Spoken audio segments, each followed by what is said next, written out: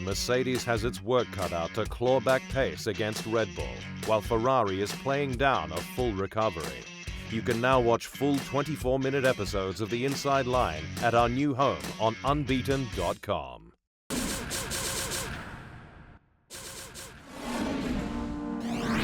Mercedes has revealed it's not yet found a solution for the W12's unstable rear end ahead of the first race in Bahrain, but is flat out poring over data for clues that could unlock its potential.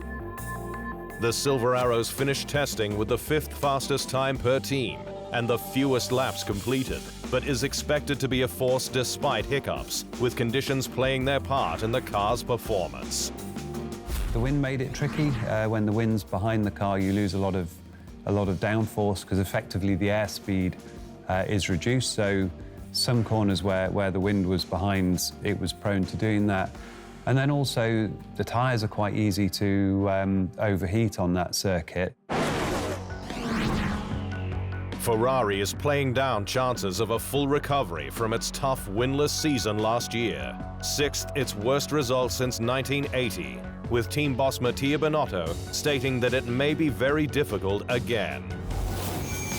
The prancing horse looks in good shape to move up with the SF21, with new recruit Carlos Sainz 3rd fastest in testing. The car proved reliable too, with 404 laps completed, 3rd overall. But Binotto says the preseason focus was not on all-out pace, but data from the wind tunnel matching the on-track performance. I think we're pretty happy with the correlation, which means we've got a good baseline at least for the next simulations or eventual developments, he said.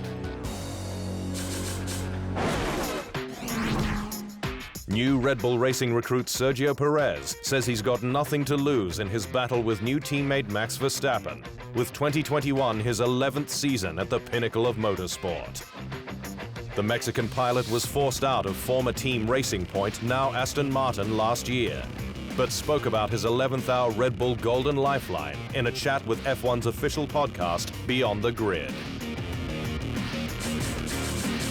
The way I see it is I got absolutely nothing to lose, in my career. I've been lucky enough to have a fantastic career. So whatever comes next is great, Perez now has one of the most difficult jobs in F1, in having to match up against the Dutchman, but he's taking it step by step.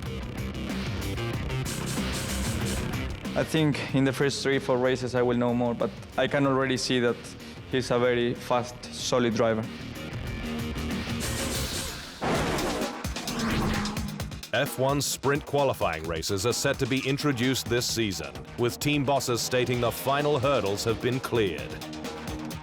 The sport will scrap its traditional qualifying format at 3 races in 2021, with a 100-kilometer sprint race to set up the grid at Silverstone, and 2 selected from either Montreal, Monza, or Interlagos. There, the race weekend format will change, with qualifying pushed back to Friday in order to set the grid for Saturday's sprint race. The result from that would then create the grid for Sunday's Grand Prix. But while points are set to be awarded with 3 for the winner, 2 for second and 1 for third, it's understood that teams were at loggerheads over costs for potential damage. I think the way they're looking at introducing it is reasonably responsible over 3 events, so why don't we try it? Let's give it a go, said Red Bull team principal Christian Horner.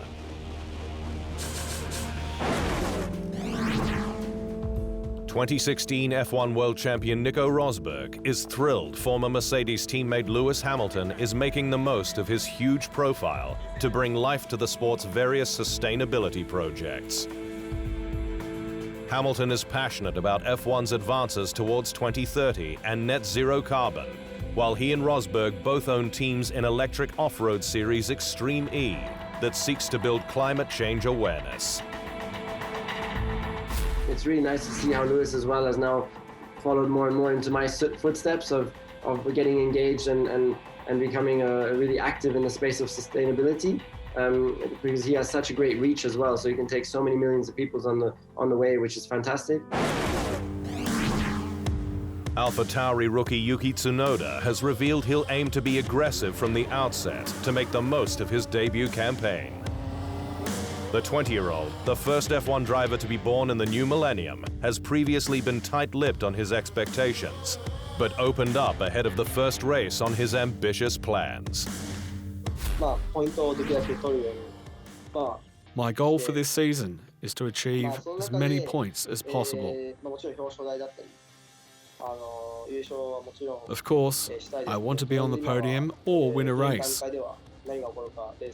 But at this point, you never know what will happen in a race. So I'd like to try to be aggressive from the beginning to the middle of the season, without fear of making mistakes.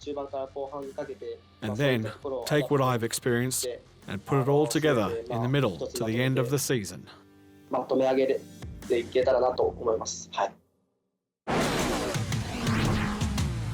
Aston Martin racer Lance Stroll says there's a lot of potential in the team's new AMR 21, with a lot learnt in pre-season testing. Stroll, heading into his 5th season in F1, finished 12th fastest in Bahrain with new teammate, 4-time world champion Sebastian Vettel's 2nd slowest, his running hurt by gearbox and turbo issues. But Aston Martin's long-run pace looked strong, even marginally better than McLaren, which is seen as a dark horse. Last year, there was some missed opportunity. We had a great start to the season. We were running 4th in the championship for a while.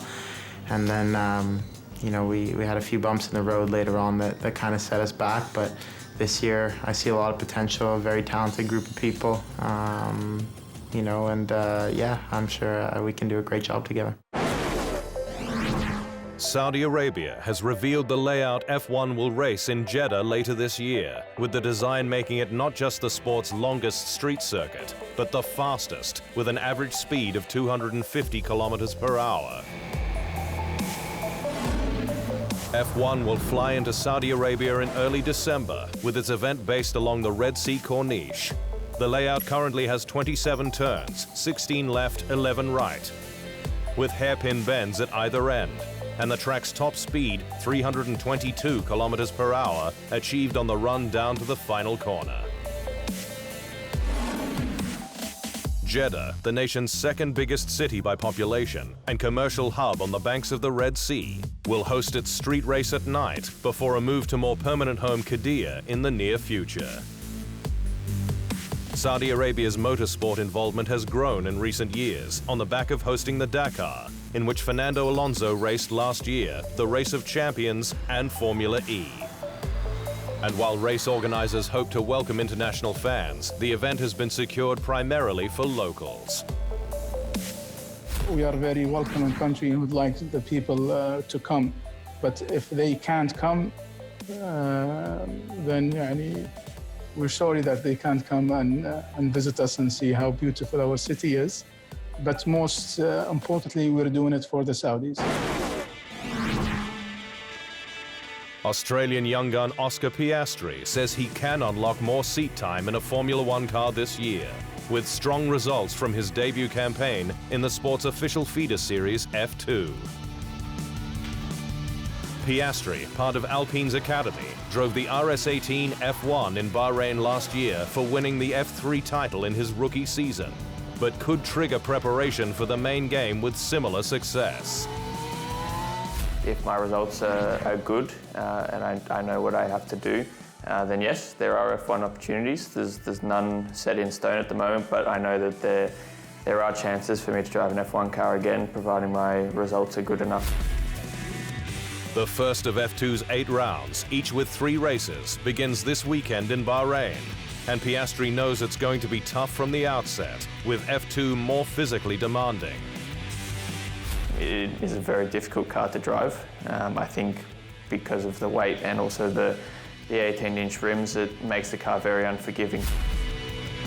Piastri will also face a raft of experienced F2 drivers, including his Prema teammate Robert Schwartzman, who won 4 races last year. John Colum Crichton Stewart, the 7th Marquis of Bute, more commonly known as Johnny Dumfries, who partnered Ayrton Senna at Lotus in 1986, has died aged 62 after a short illness. The Brit's best F1 result was 5th in Hungary, before winning Le Mans with Jaguar in 1988 with Jan Lammers and Andy Wallace.